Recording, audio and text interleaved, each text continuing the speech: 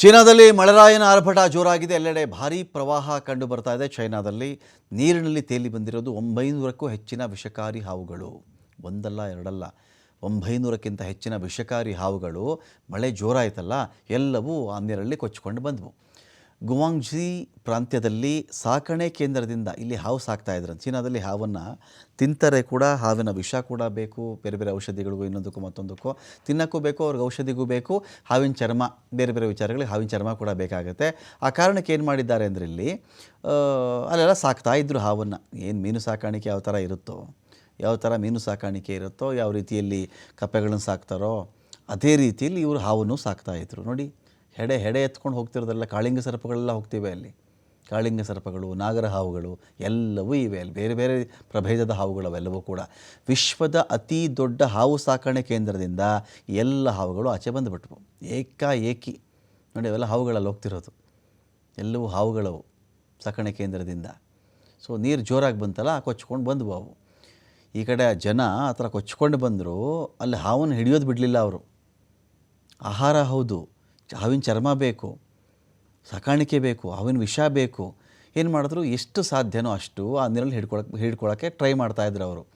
ಬೇರೆಯವ್ರು ಆಗಿದ್ದಿದ್ರೆ ಎಲ್ಲೋ ಒಂದು ಕಡೆ ಇದ್ದಾಗ, ಈ ರೀತಿ ನೆಲದ ಮೇಲೆ ಇದ್ದಾಗಲೇ ಹಾವು ಹಿಡಿಬೇಕು ಅಂದರೆ ಸಾಕಷ್ಟು ತಯಾರಿ ಬೇಕಾಗತ್ತೆ. ಇವರು ನೋಡಿ, ಆ ನೀರಲ್ಲಿ ಬರ್ತಿದ್ರೆ ಅದನ್ನೂ ಬಿಡದೆ ಹಾವುಗಳನ್ನ ಅಟ್ಟಿಸ್ಕೊಂಡು ಹೋಗಿ ಅಲ್ಲಿ ಹಿಡಿತಾ ಇದ್ರಲ್ಲಿ. ಜನವಸತಿ ಪ್ರದೇಶಗಳಿಗೆ ನುಗ್ಗಿಬಿಡುತ್ತಿದ್ದು ನೂರಾರು ಹಾವುಗಳು. ಹೆಂಗ್ಝೌ ನಗರದಲ್ಲಿ ಹಾವು ಕಡಿತದಿಂದ ಮಹಿಳೆಯೊಬ್ಬರು ಸಾವನ್ನಪ್ಪಿದ್ದಾರೆ ಕೂಡ. ಟ್ರಾಫಿಕ್ ಜಾಮ್ನಿಂದಾಗಿ ಮಹಿಳೆಯನ್ನು ಆಸ್ಪತ್ರೆಗೆ ಇನ್ ಟೈಮ್ ಸೇರ್ಸೋಕ್ಕಾಗಲಿಲ್ಲ. ಸೊ ಪ್ರವಾಹ ಸಂತ್ರಸ್ತರ ರಕ್ಷಣೆಗೆ ಸರ್ಕಾರ ತಜ್ಞರ ತಂಡಗಳನ್ನು ಒಂದು ಕಡೆ ನಿಯೋಜನೆ ಮಾಡಿದೆ. ಅಲ್ಲಿ 3 ಕೋಟಿ ಹಾವುಗಳ ಸಾಕಣೆ ಕೇಂದ್ರ ಗುವಾಂಗ್ಝೈ ಪ್ರಾಂತ್ಯ ಇದಕ್ಕೆ ಫೇಮಸ್ ಇದೆ. 3 ಕೋಟಿ ಹಾವು ಸಾಕ್ತಾರಂತೆ ಅಲ್ಲಿ. 3 ಕೋಟಿ.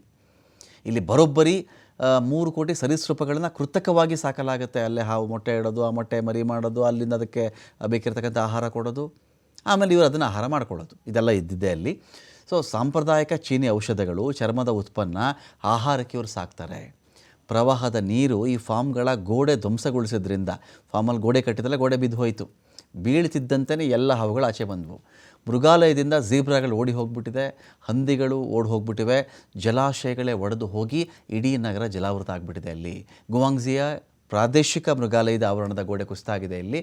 ಸೊ ಹಾಗಾಗಿ ಪ್ರಾಣಿಗಳು ಚೆಲ್ಲಾಪಿಲ್ಲಿ. ಸದ್ಯ ಚೀನಾದ ಪರಿಸ್ಥಿತಿ ಹೇಗಿದೆ ಅಂತ ನೋಡಿದ್ರೆ, ಹಾವು ಹಿಡಿಬೇಕು ಅಂತೇಳಿ ವಿಶೇಷ ತಂಡವನ್ನು ರಚನೆ ಮಾಡಿದ್ದಾರಂಥವರು. ಜನರನ್ನು ರಕ್ಷಣೆ ಮಾಡಬೇಕು. ಇಲ್ಲಿ ಹಾವು ಹಿಡಿಯೋದು ಅಂದರೆ ಅದು ಬರೀ ತಿನ್ನಬೇಕು ಅಂತಲ್ಲ. ಈ ಹಾವುಗಳು ಎಲ್ಲೆಲ್ಲಿ ಹೋಗುತ್ತೋ, ಯಾರ್ಯಾರು ಕಚ್ಚುತ್ತಾವೋ, ಯಾರನ್ನು ಸಾಯಿಸುತ್ತೋ ಗೊತ್ತಿಲ್ವಲ್ಲ. ಆದಷ್ಟು ಬೇಗ ಹಾವುಗಳು ಹಿಡಿಬೇಕಲ್ಲಿ. ಹಾವಿಂದ ಲಾಭವೂ ಆಗಬೇಕು, ಹಾವು ಜನಗಳಿಗೆ ತೊಂದರೆನೂ ಮಾಡಬಾರ್ದು ಅಂಥೇಳಿ ಆ ಒಂದು ಲೆಕ್ಕಾಚಾರ ಇಲ್ಲಿದೆ ಇಲ್ಲಿ. ಸೊ 5700ಕ್ಕಿಂತ ಹೆಚ್ಚಿನ ಬೋಟ್ಗಳನ್ನು ನಿಯೋಜನೆ ಮಾಡಲಾಗಿದೆ. ಹಾವಿನ ಕಡಿತಕ್ಕೆ ಒಳಗಾದ ನೆರೆ ಸಂತ್ರಸ್ತರಿಗೆ ತಕ್ಷಣ ಚಿಕಿತ್ಸೆ ಕೊಡಬೇಕು ಅಂತ ಶಿಬಿರ ಸ್ಥಾಪನೆ ಮಾಡಿ. ಬಹಳ ಇಂಪಾರ್ಟೆಂಟ್ ಇದು. ನೋಡಿ, ನಮ್ಮ ಭಾರತದಲ್ಲೂ ಹಾಗೇ ನಿಮ್ಗೆ ಆಶ್ಚರ್ಯ ಆಗಿಬಿಡುತ್ತೆ. ಈ ಹಾವಿನ ವಿಚಾರದಲ್ಲಿ ಹಾವು ಕಡಿತಾ ಇತ್ತು ಅಂತ ಅಂದ್ಕೊಳ್ಳಿ. ನಮ್ಮ ದೇಶದಲ್ಲಿ ಎಷ್ಟೋ ಸಲ ಲೆಕ್ಕ ಹಾಕ್ಕೊಂಡ್ರೆ ಏಡ್ಸ್ಗಿಂತ ಜಾಸ್ತಿ ಹಾವು ಕಡಿತದಿಂದ ನಮ್ಮಲ್ಲಿ ಸಾಯುವವರು ಜಾಸ್ತಿ. ಹಾವು ಕಡಿತಕ್ಕೊಳಗಾಗಿ ನಮ್ಮಲ್ಲಿ ಸಾಯುವವರು ಜಾಸ್ತಿ. ಏಡ್ಸ್ ಬಗ್ಗೆ ಎಷ್ಟು ಗಂಭೀರ ಯೋಚನೆ ಮಾಡ್ತಾರೆ, ಹಾವು ಕಡಿತಕ್ಕೆ ಯೋಜನೆ ಮಾಡಲ್ಲ. ಬೇಕಿರೋದು ಎಷ್ಟು ಗೊತ್ತಾ ನಿಮಗೆ? ಒಂದು 300 ರೂಪಾಯಿಂದ ಒಂದು ಇಂಜೆಕ್ಷನ್ ಬೇಕು ಅಷ್ಟೇ. ಪ್ರತಿ ಒಂದು ಗ್ರಾಮ ಪಂಚಾಯಿತಿಯಲ್ಲಿ 300 ರೂಪೀಸ್ ಕೊಟ್ಟು ಒಂದೇ ಒಂದು 300 ರೂಪಾಯಿನ ಇಂಜೆಕ್ಷನ್ ಇಟ್ಟುಬಿಟ್ರೆ, ಒಂದು ಇಂಜೆಕ್ಷನ್ 300 ರೂಪೀಸ್, ಒಂದು 10 ಇಟ್ಕೊಳ್ಳಿ, 3000 ರೂಪಾಯಿ ರೀ. ಒಂದು ಗ್ರಾಮ ಪಂಚಾಯತಿಗೆ 3000 ರೂಪಾಯಿ. ಈ ಹಳ್ಳಿಗಳಲ್ಲಿ ಹಾವು ಕಡಿತ ಆಗುತ್ತಲ್ಲ, ಯಾವುದೋ ಹುಲ್ ತರಕ್ಕೆ ಹೋಗಿರ್ತಾರೆ, ತೋಟಕ್ಕೆ ಹೋಗಿರ್ತಾರೆ, ಹೊಲಕ್ಕೆ ಹೋಗಿರ್ತಾರೆ, ಬೆಟ್ಟದ ಕಡೆ ಹೋಗಿರ್ತಾರೆ, ಹಾವು ಕಚ್ಚಿಬಿಡುತ್ತೆ. ಆ ಮನುಷ್ಯನನ್ನು ಹಾವು ಕಡಿದ ಪ್ರದೇಶದಿಂದ ಅವನನ್ನು ಆಸ್ಪತ್ರೆ ಯಾವುದೋ ಜಿಲ್ಲಾ ಕೇಂದ್ರಕ್ಕೆ ತರಬೇಕು, ತಾಲೂಕು ಕೇಂದ್ರಕ್ಕೆ ತರಬೇಕು ಎನ್ನುವಷ್ಟರಲ್ಲೇ ಅವನ ಪ್ರಾಣ ಪಕ್ಷಿ ಹಾರಿ ಹೋಗಿಬಿಡುತ್ತೆ. ಸತ್ತು ಹೋಗ್ಬಿಡ್ತಾನೆ ಆ ಮನುಷ್ಯ. 1 ಗಂಟೆ 2 ಗಂಟೆ ಆಗಿಬಿಡುತ್ತಲ್ಲ. ಅವ್ನಿಗೆ ಗೊತ್ತಾಗಬೇಕು, ತಿಳಿಸ್ಬೇಕು, ಮೊಬೈಲ್ ಫೋನು ತೊಗೊಳ್ಳಿ, ಅಲ್ಲಿ ಹಿಡ್ಕೊಳ್ಳಿ, ಇಲ್ಲಿ ಹಿಡ್ಕೊಳ್ಳಿ, ಮಂತ್ರ ಹಾಕಿಸಿ ಅವನಿಗೆ ಇದೇನು ಔಷಧಿ ಕುಡಿಸ್ಬಿಡಿ, ಇದ್ದಿದ್ದೇ ಅಲ್ವ ಇವೆಲ್ಲವೂ. ಇದಾಗೂ ಸತ್ತು ಹೋಗುತ್ತಾನೆ ಅವನು. ಸರಳ ಏನು ಗೊತ್ತಾ, ಈ ಹಾವಿಗೆ ಒಂದು ಇಂಜೆಕ್ಷನ್ ಬರ್ತಾವೆ. ಅದನ್ನು ಪ್ರತಿ ಗ್ರಾಮ ಪಂಚಾಯತಿಯವರು ಒಂದು 10 ಇಟ್ಕೊಂಡ್ಬಿಟ್ರು ಕೂಡ ತಾತ್ಕಾಲಿಕವಾಗಿ ಆ ಇಂಜೆಕ್ಷನ್ ಕೊಟ್ಟರೆ ಆ ಮನುಷ್ಯ ಕನಿಷ್ಠ 3-4 ಗಂಟೆಗಳು, 5-6 ಗಂಟೆಗಳ ಕಾಲ ಅವನಿಗೆ ಎಕ್ಸ್ಟೆಂಡ್ ಆಗುತ್ತೆ, ಅದು ವಿಷ ಏರಲ್ಲ. ಆಮೇಲೆ ಒಂದು ಒಳ್ಳೆ ಆಸ್ಪತ್ರೆ ಸಿಕ್ಕಿದಾಗ ಟ್ರೀಟ್ಮೆಂಟ್ ಇರುತ್ತೆ, ಆತ ಬದುಕ್ಬಿಡ್ತಾನೆ. ನಮ್ಮಲ್ಲಿ ಅದು ಬರೀ 300 ರೂಪಾಯಿ ರೀ ಅದು.